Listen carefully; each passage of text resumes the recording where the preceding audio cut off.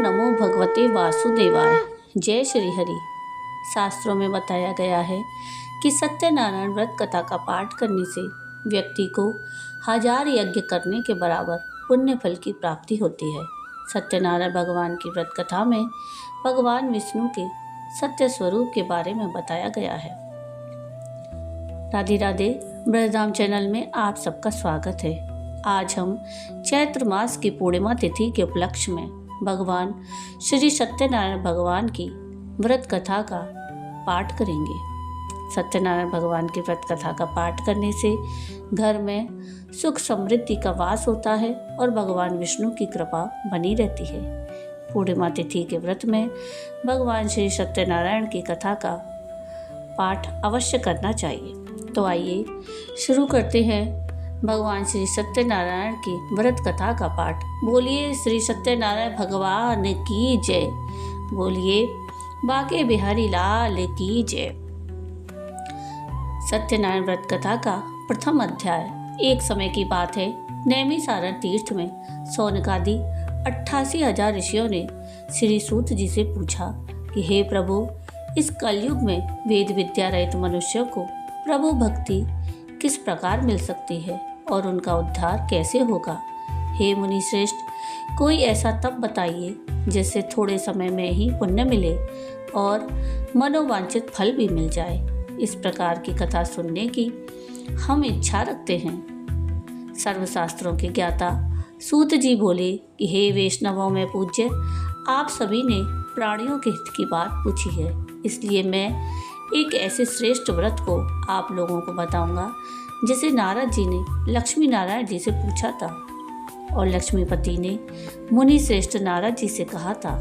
आप सब इसे ध्यान से सुनिए। एक समय की बात है, योगी जाग नारद जी दूसरों के हित की इच्छा लिए अनेकों लोकों में घूमते हुए मृत्यु लोक में आ पहुँचे। यहाँ उन्होंने अनेक योनियों में जन्मे प्राय सभी मनुष्यों को अपने कर्मों द्वारा अनेकों दुखों से पीड़ित देखा। उनका दुख देखकर नारद जी सोचने लगे कि कैसा यत्न किया जाए जिसके करने से निश्चित रूप से मानव के दुखों का अंत हो जाए। इसी विचार पर मनन करते हुए वह विष्णु लोक में गए। वहाँ वे देवों के ईश नारायण की स्तुति करने लगे, जिनके हाथों में शंख, चक्र, गदा और पद्म थे। गले में वरमाला पहने हुए थे। स्तुति करते हुए नारद जी बोले कि हे भगवान, आप अत्यंत शक्ति से संपन्न हैं। मन और वाणी भी आपको नहीं पा सकती है। आपका आदि, मध्य और अंत नहीं है। निर्गुण स्वरूप सृष्टि के कारण भक्तों के दुख को दूर करने वाले हैं। आपको मेरा नमस्कार है। नारद जी की स्तुति सुन विष्णु भगवान बोले, हे मुनि श्रेष्ठ, आपके मन में क्या बात है? आप किस कार्य के लिए पधारे हैं, उसे निसंकोच कहें। इस पर नारद मुनि बोले कि मृत्यु लोक में अनेक योनियों में जन्मे मनुष्य अपने कर्मों के द्वारा अनेकों दुख से दुखी हो रहे हैं। हे नाथ, आप मुझ पर दया रखते हैं तो बताइए कि वो मनुष्य थोड़े प्रयास से ही अपने दुखों से कैसे छुटकारा पा सकते हैं। इस पर श्री हरि बोले कि हे नारद, मनुष्यों की भलाई के लिए तुमने बहुत अच्छी बात पूछी है, जिसके करने से मनुष्य मुंह से छूट जाता है। वह बात मैं कहता हूँ, उसे सुनो। स्वर्गलोक और मृत्युलोक दोनों में एक दुर्लभ उत्तम व्रत है जो पुण्य देने वाला है।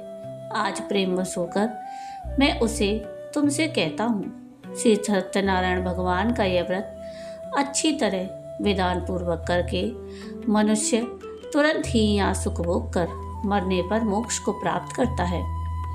श्री हरि के वचन सुनकर नारद जी बोले कि उस व्रत का फल क्या है और उसका विधान क्या है?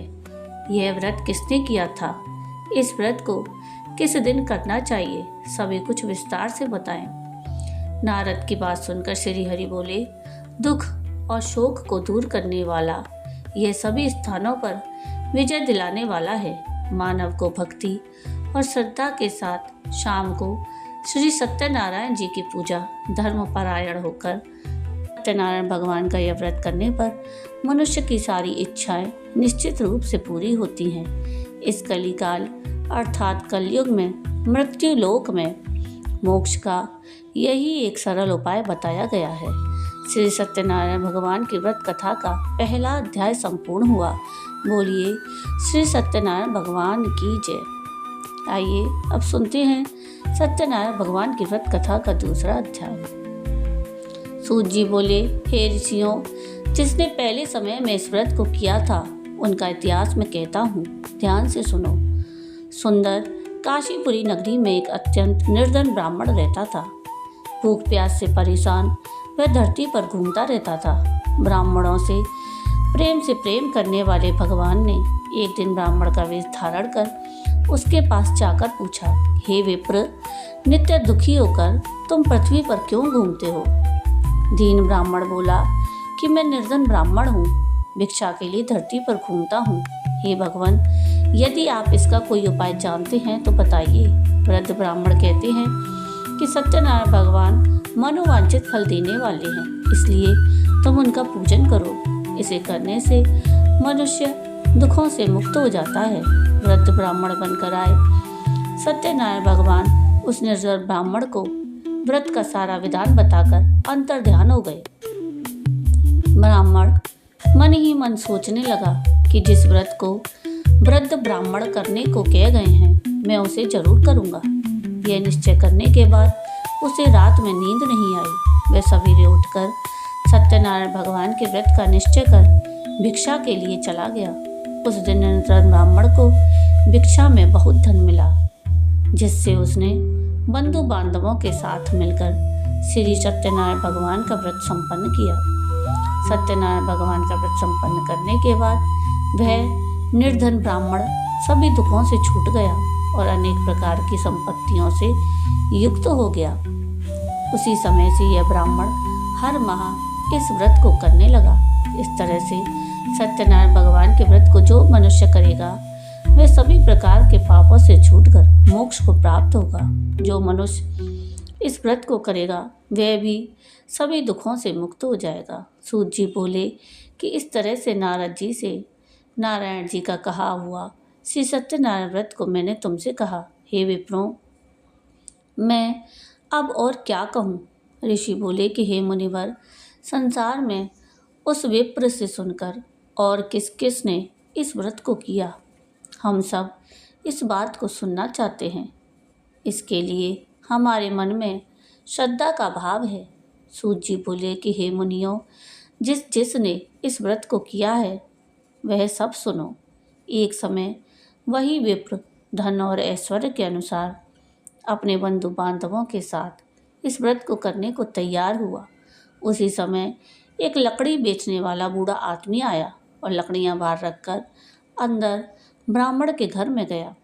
प्यास से दुखी वह लकड़हारा उनको व्रत करते देख विप्र को नमस्कार करके पूछने लगा कि आप यह क्या कर रहे हैं? तो उन्होंने बताया कि मैं व्रत कर रहा हूँ और इसे करने से क्या फल मिलेगा, कृपया मुझे भी बताएं।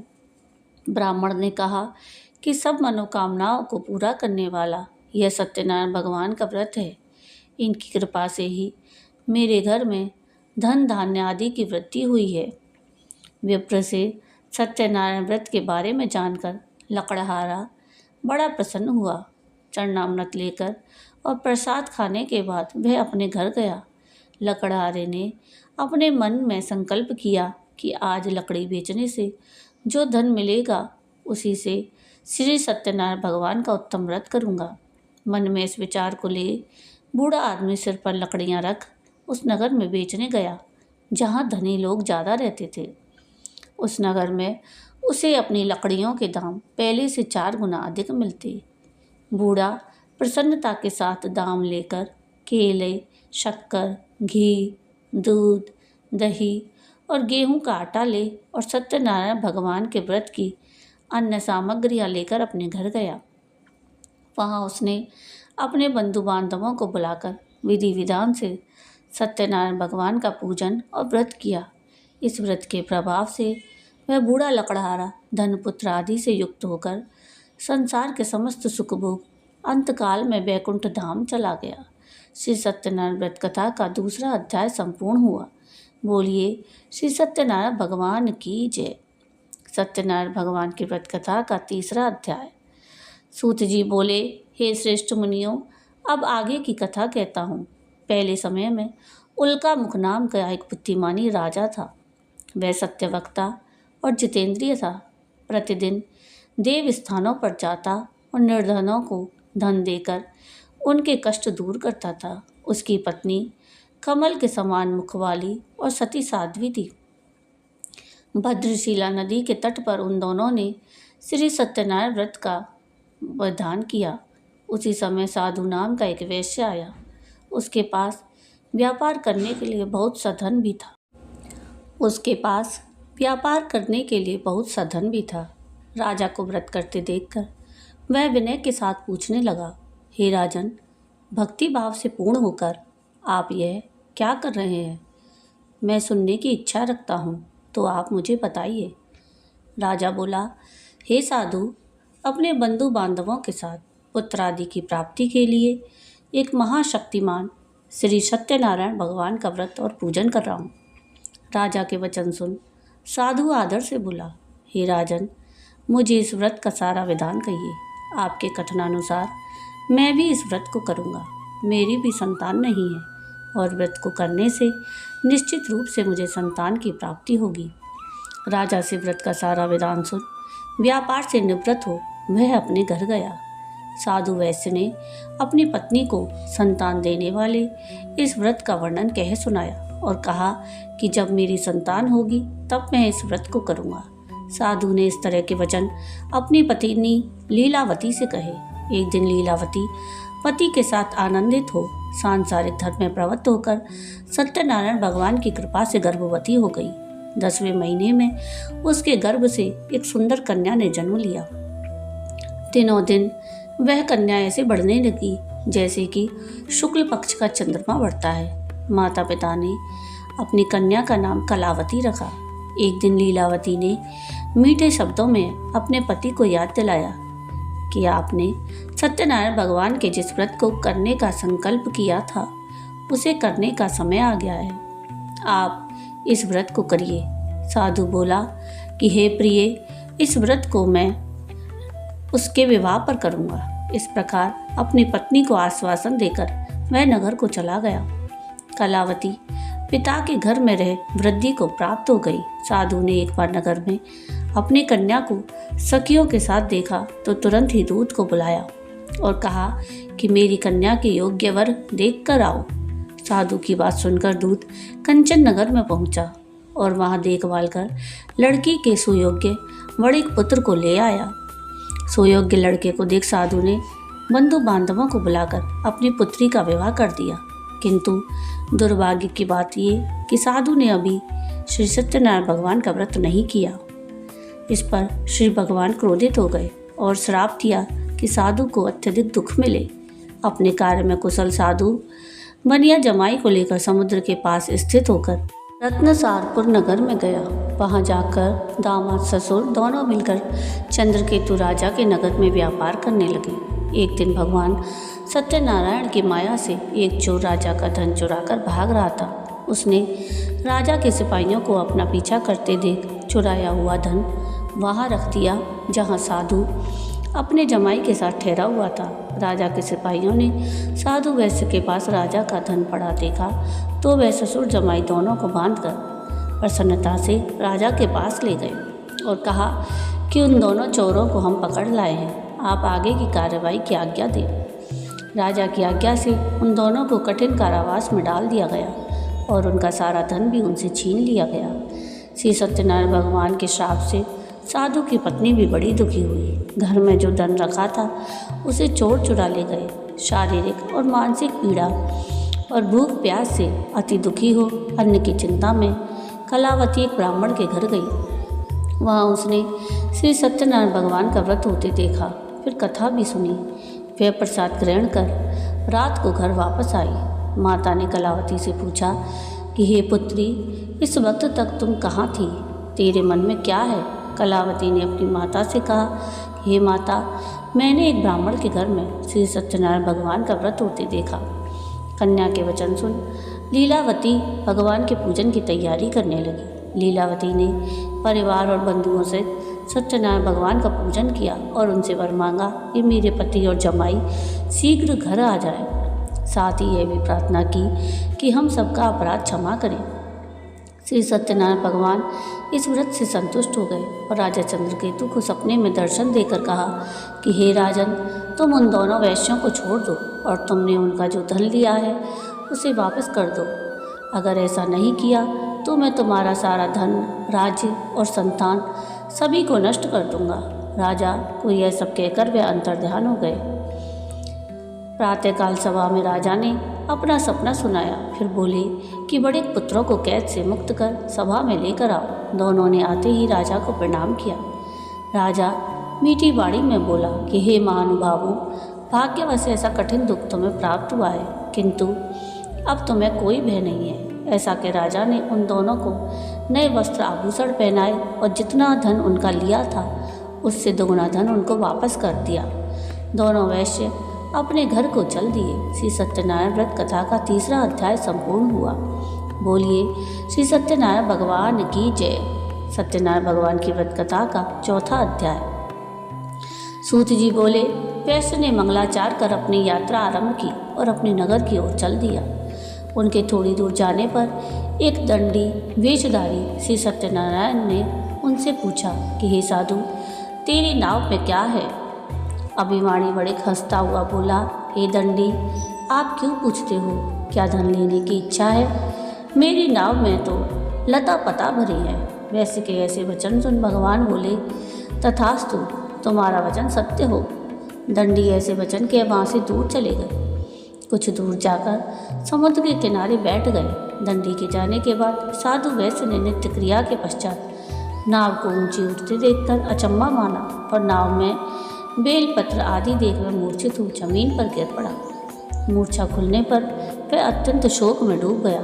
तब उसका दामाद बोला कि आप शोक ना मनाएं, यह दंडी का श्राप है, इसलिए हमें उनकी शरण में जाना चाहिए, तभी हमारी मनोकामना पूरी होगी। दामाद की बात सुनकर वह दंडी के पास पहुंचा और अत्यंत भक्ति भाव से नमस्कार करके बोला कि मैंने आपसे जो जो असत्य वचन कहे थे उनके लिए मुझे क्षमा करें। ऐसा कहकर महान शोकातुर होकर रोने लगा। तब दंडी भगवान बोले, हे बड़े पुत्र, मेरी आज्ञा से बार बार तुम्हें दुख प्राप्त हुआ है, तू मेरी पूजा से विमुख हुआ। साधु बोला, हे भगवान, आपकी माया से ब्रह्मा आदि देवता भी आपके रूप को नहीं जानते, तब मैं अज्ञानी कैसे जान सकता हूँ? आप प्रसन्न होइए, अब मैं सामर्थ्य अनुसार आपकी पूजा करूँगा। मेरी रक्षा करो और पहले के समान नौका में धन भर दो। साधु वैश्य के भक्तिपूर्वक वचन सुनकर भगवान प्रसन्न हो गए और उसकी इच्छा अनुसार वरदान देकर अंतर्ध्यान हो गए। ससुर जमाई जब नाव पर आए तो नाव धन से भरी हुई थी। फिर वही अपने अन्य साथियों के साथ सत्यनारायण भगवान का पूजन कर अपने नगर को चल दिए। जब नगर के नज़दीक पहुँचे तो दूत को घर पर खबर करने के लिए भेज दिया। दूत साधु की पत्नी को प्रणाम करके कहता है कि मालिक अपने दामाद सहित नगर के निकट आ गए हैं। दूत की बात सुन साधु की पत्नी लीलावती ने बड़े हर्ष के साथ सत्यनारायण भगवान का पूजन कर अपनी पुत्री कलावती से कहा कि मैं अपने पति के दर्शन को जाती हूँ, तू कार्य पूर्ण कर शीघ्र आ जा। माता के ऐसे वचन सुन कलावती जल्दी में प्रसाद छोड़ अपने पति के पास चली गई। प्रसाद की अवज्ञा के कारण श्री सत्यनारायण भगवान रुष्ट हो गए और नाव सहित उसके पति को पानी में डुबो दिया। कलावती अपने पति को वहां ना पाकर रोती हुई जमीन पर गिर गई। नौका को डूबा हुआ देख और कन्या को रोता देखकर साधु दुखी होकर बोला कि हे प्रभु, मुझसे और मेरे परिवार से जो भूल हुई है उसे क्षमा करें। साधु के दीन वचन सुनकर श्री सत्यनारायण भगवान प्रसन्न हो गए और आकाशवाणी हुई कि हे साधु, तेरी कन्या मेरे प्रसाद को छोड़कर आई है, इसलिए उसका पति अदृश्य हो गया है। यदि वह घर जाकर प्रसाद खाकर लौटती है तो इसे इसका पति अवश्य मिलेगा। ऐसी आकाशवाणी सुन कलावती घर पहुंचकर प्रसाद खाती है और फिर आकर अपने पति के दर्शन करती है। उसके बाद साधु अपने बंधु बांधवों सहित श्री सत्यनारायण भगवान का विधि विधान से पूजन करता है और इस लोक का सुख भोग वह अंत में स्वर्ग को जाता है। श्री सत्यनारायण व्रत कथा का 4वां अध्याय संपूर्ण हुआ। बोलिए श्री सत्यनारायण भगवान की जय। श्री सत्यनारायण भगवान की व्रत कथा का 5वां अध्याय। सूत जी बोले, हे ऋषियों, मैं और भी एक कथा सुनाता हूँ, उसे भी ध्यानपूर्वक सुनो। प्रजा पालन में लीन तुंगध्वज नाम का एक राजा था। उसने भी भगवान का प्रसाद त्याग कर बड़ा ही दुख सहन किया। एक बार वन में जाकर वन्य पशुओं को मारकर वह बड़ के पेड़ के नीचे आया। वहाँ उसने ग्वालों को भक्ति भाव से अपने बंधुओं सहित सत्यनारायण भगवान का पूजन करते देखा। अभिमानवश राजा ने उन्हें देखकर भी पूजा स्थान में नहीं गया और ना ही उसने भगवान को नमस्कार किया। ग्वाला ने राजा को प्रसाद दिया, किंतु उसने वह प्रसाद नहीं खाया और प्रसाद को वहीं छोड़कर वह अपने नगर को चला गया। जब वह नगर में पहुंचा तो वहाँ सब कुछ तहस नहस हो गया। तो वह शीघ्र ही समझ गया कि यह सब भगवान ने ही किया है। वह दोबारा ग्वालों के पास पहुंचा और विधि पूर्वक पूजा करके प्रसाद खाया तो श्री सत्यनारायण भगवान की कृपा से सब कुछ पहले जैसा हो गया और दीर्घकाल तक सुख भोगने के बाद मरणोपरांत उसे स्वर्गलोक की प्राप्ति हुई। जो मनुष्य परम दुर्लभ इस व्रत को करेगा तो भगवान सत्यनारायण की अनुकंपा से उसे धन धान्य की प्राप्ति होगी, निर्धन धनी हो जाता है और भय मुक्त हो जीवन जीता है। संतानहीन मनुष्य को संतान सुख मिलता है और सारे मनोरथ पूर्ण होने पर मानव अंतकाल में वैकुंठ धाम को जाता है। सूत जी बोले, जिन्होंने पहले इस व्रत को किया अब उनके दूसरे जन्म की कथा कहता हूँ। वृद्ध सतानंद ब्राह्मण ने सुदामा का जन्म लेकर मोक्ष की प्राप्ति की। लकड़हारे ने अगले जन्म में निषाद बनकर मोक्ष को प्राप्त किया। उल्कामुख नाम के राजा दशरथ होकर वैकुंठ को गए। साधु नाम के वैश्य ने मोरध्वज बनकर अपने पुत्र को आरे से चीरकर मोक्ष को प्राप्त किया। महाराज तुंगध्वज ने स्वयंभू होकर भगवान में भक्ति युक्त होकर कर्म कर मोक्ष पाया। श्री सत्यनारायण व्रत कथा का 5वां अध्याय संपूर्ण हुआ। बोलिए श्री सत्यनारायण भगवान की जय। बोलिए श्री सत्यनारायण भगवान की जय। तो ये थी श्री सत्यनारायण भगवान की व्रत कथा। आपको आज का ये वीडियो कैसा लगा मुझे कमेंट करके ज़रूर बताइएगा। और अगर आपको आज का ये वीडियो पसंद आया हो तो प्लीज़ इसको लाइक शेयर ज़रूर कीजिएगा और प्लीज़ मेरे चैनल को सब्सक्राइब कीजिएगा और कमेंट में राधे राधे ज़रूर लिखिएगा। वीडियो पूरा देखने के लिए थैंक यू। राधे राधे।